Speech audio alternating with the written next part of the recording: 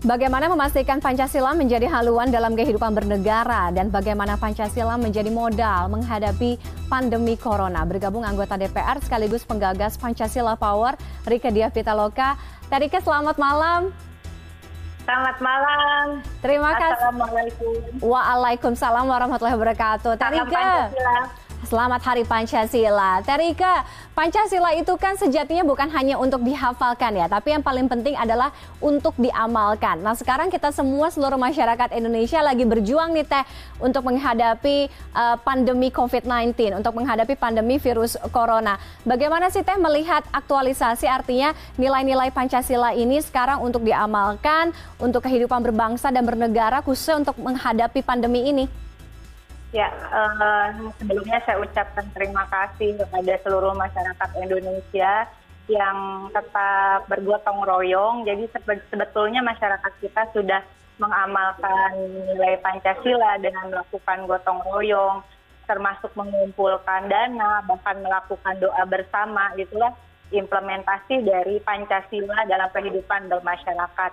Tetapi tentu saja dengan adanya COVID-19 ini, Indonesia perlu mengejar berbagai ketinggalan, sehingga Pancasila harus dipastikan bukan hanya menjadi kewajiban bagi masyarakat untuk bergotong royong dan sebagainya, solidaritas atau empati, tetapi yang juga sangat penting adalah bagaimana Pancasila masuk dalam kebijakan-kebijakan pembangunan di segala bidang kehidupan.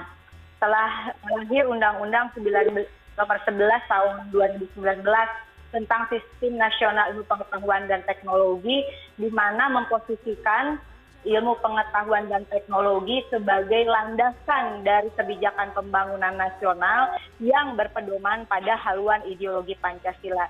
Dengan kata lain, tidak mungkin kita menghadapi COVID-19 dan hanya bersandar pada gotong royong masyarakat.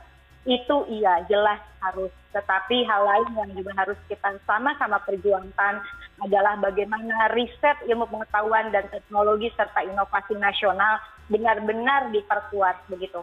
Oke, tadi ngomong-ngomong soal bagaimana kita menggunakan riset ilmu pengetahuan, kemudian juga teknologi. Nah, ini tantangan pendidikan Pancasila kan sekarang kita dihadapkan dengan bagaimana penggunaan atau pemanfaatan teknologi ya, Rieke ya. Tapi bagaimana akhirnya ini bisa kita amalkan tapi sesuai dengan perkembangan zaman, karena kalau misalnya kita ngomongin teknologi ya bisa menjadi salah tapi bisa juga menjadi benar, artinya bisa menjadi amunisi untuk kita juga nih. Ya, that's why kita butuh riset. Kalau tidak ada riset, tidak ada. Oke. Kalau tidak ada riset, tidak akan ada bagaimana perbaikan di seluruh sendi kehidupan, apalagi menghadapi pasca COVID-19. Begitu, karena semua negara termasuk negara maju saat... Halo? Oke, masih Rieke, kita masih dengarkan kok. Silakan. Saat ini sedang memperjuangkan riset, memperkuat riset negara masing-masing ya, untuk bisa dapat bertahan, karena krisis global yang ada sekarang ini termasuk Indonesia tentu saja berbeda dengan krisis Indonesia, ekonomi Indonesia misalnya pada tahun 98 atau 2008, di mana ekonomi nasional masih bisa bersandar kepada UMKM. Tetapi saat ini UMKM kita mati suri, sehingga memang butuh terobosan dalam mengimplementasikan Pancasila agar tercapai kesejahteraan dan keadilan sosial. Tidak bisa lagi ada dalam paradigma pembangunan yang tidak memprioritaskan riset, termasuk penggunaan ilmu pengetahuan dan teknologi ya, seperti virtual dan sebagainya, termasuk bagaimana memperbaiki status atau kondisi ekonomi masyarakat akibat COVID-19 ini. Dari sisi data saja itu butuh riset. Oke. Dari sisi berkembangnya virus, bermutasinya virus, itu butuh riset. Bagaimana kita bisa menemukan vaksin Indonesia, itu butuh riset. Bahwa kita dalam melakukan riset ilmu pengetahuan dan teknologi bekerja sama dengan bangsa lain, iya.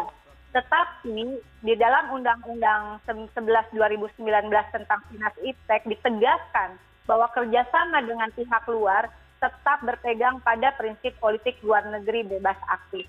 Saya memberikan apresiasi kepada peneliti Indonesia yang tetap melakukan riset terhadap upaya untuk menemukan vaksin menghadapi COVID-19 meskipun ada teguran dari WHO, tapi menurut saya riset harus tetap dilakukan karena kita tidak bisa bergantung terus pada riset luar negeri, obat-obatan kita tidak bisa bergantung pada riset luar negeri.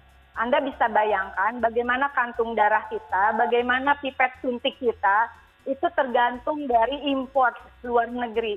Bagaimana potensi Indonesia yang luar biasa terhadap bahan baku obat-obatan tradisional belum bisa dikembangkan, padahal di beberapa negara seperti Korea, seperti juga di China, seperti juga di Thailand atau Vietnam, bagaimana potensi-potensi sumber kekayaan alam yang merupakan potensi ekonomi bisa menjadi kekuatan ekonomi termasuk dalam kondisi COVID-19 ini. Dan semuanya bisa terjadi kalau Indonesia kuat dalam risetnya. Ini semuanya intinya harus kuat dan di tengah masa pandemi sekarang ini menggerakkan kepedulian, persatuan juga memperkokoh persaudaraan kita. Terima kasih ya Terika sudah bergabung dengan CNN Indonesia Connected malam hari ini. Selamat Hari Lahir Pancasila sekali lagi.